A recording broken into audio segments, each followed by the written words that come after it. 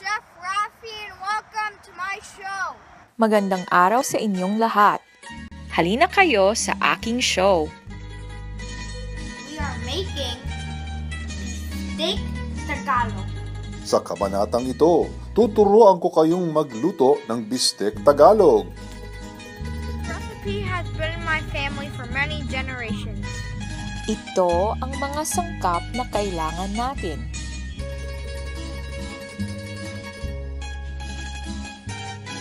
Tenderize the meat. Manipis na hiwain ang baka. Palambutin ang baka ng ganito. Sure, you use Philippine soy sauce, not Chinese soy sauce. Might have poison in it. This is calamansi juice. If you don't have it, you could use lemon. These are calamansi. I'm gonna pick about 10 of them. Kung wala kayong kalamansi, pwede rin ang sariwang lemon. Use fresh garlic as well. Timplahin ang karne ng asin, toyo, katas ng kalamansi, bawang at buong paminta. Calamansi is the best thing to use for this dish, except when you're making Jebby eggs. Ibabad ninyo sa timpla ng ilang oras. Marinate this overnight. Igisa ang sibuyas hanggang sa lumambot.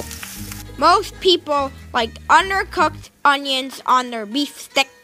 I like the onions to be cooked. Itabi ang lutong sibuyas. Isa-isahing iprito ang karne hanggang sa maging tostado. It's faster if you use 2 pots. Now we're gonna drain the extra oil in the jar.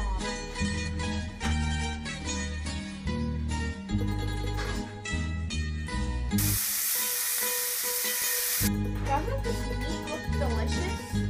Pagluto na ang lahat ng piraso ng karne, ihalo ang itinabi mong timpla at pakuluan. Now let's put in the rest of the marinade. Maaaring magdagdag ng tubig kung kinakailangan. Takpan at hinaan ang apoy.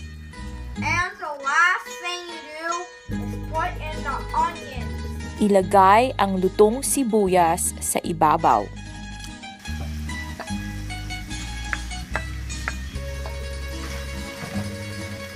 Diba ang daling lutuin ng bistek?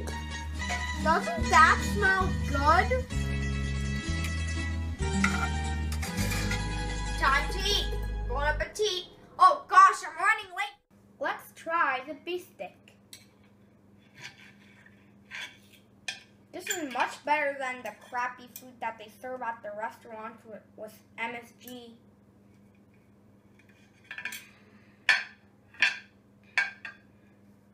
Tikman nyo! Ang sarap!